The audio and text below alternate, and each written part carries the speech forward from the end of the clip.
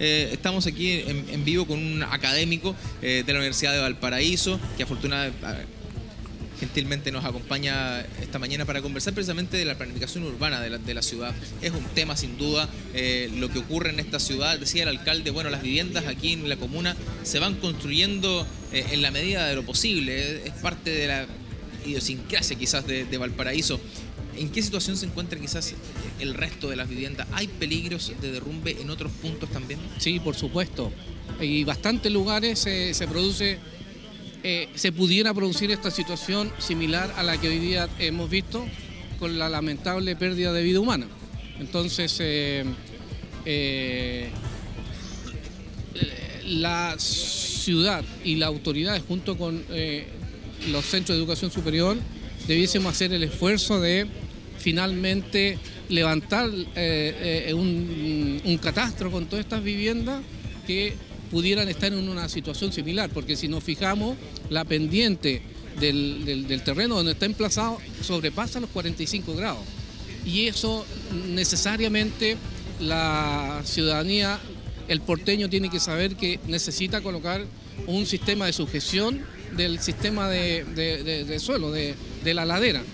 Por lo tanto, en ese sentido, se puede ocurrir de nuevo esta situación con la pérdida de vida humana, que es lo más lamentable, porque lo material se puede recuperar, ¿ya? Y por lo tanto, el porteño ya lo tiene claro, si es un problema económico el que está ocurriendo aquí. Por lo tanto, el costo de un muro de contención también tiene un elevado valor. Estamos junto a Uriel Padilla, académico de la Universidad de Valparaíso. Uriel, lo que vemos aquí en este punto, ¿no? El peligro que reviste la vivienda que está sobre esta cornisa es una situación que se reitera quizás en gran parte de los cerros de Valparaíso, viviendas que están en pendientes muy pronunciadas. Sí, efectivamente, esa vivienda está en una situación muy riesgosa, ¿ya? Ahora, hay otro aspecto que aquí el porteño tiene que saber. Lo que hace la parte superior necesariamente le va a tener implicancia el que vive en la parte inferior.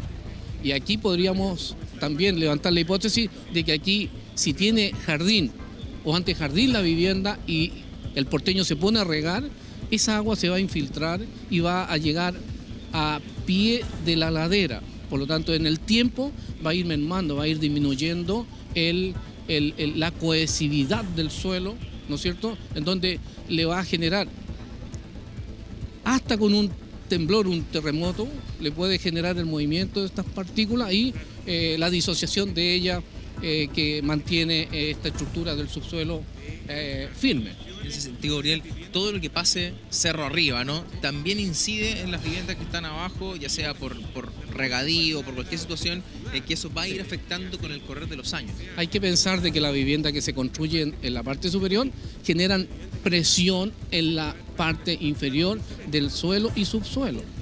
Y eso entonces significa de que lo que yo haga o deje de hacer va a tener implicancia. Eso lo sabe el porteño. Ahora, Valparaíso, en su parte alta, por sus características topográficas que todos la conocemos, necesita tener estos muros de sostenimiento, los necesita tener. Y nosotros en estudios anteriores hemos identificado cuencas que tienen mayor riesgo y menor riesgo. Y en la puntualidad entonces ahora hay que hacer el cruce de esa información con aquellas áreas o zonas específicas que tienen pendientes muy pronunciadas, es decir, esa pendiente originalmente está aproximándose a los 90 grados. Eso los suelos de Valparaíso, la parte alta, no lo admiten, no lo toleran. En ese sentido, Uriel, falta también mejoras en infraestructura a nivel ya comunal, de poder mejorar situaciones de viviendas que quizás ya están construidas, que no se van a mover de ahí, pero que se pueden mejorar condiciones para evitar que estos deslizamientos sigan ocurriendo en el futuro, porque pasan por llovinas, por sismos, ocurre frecuentemente.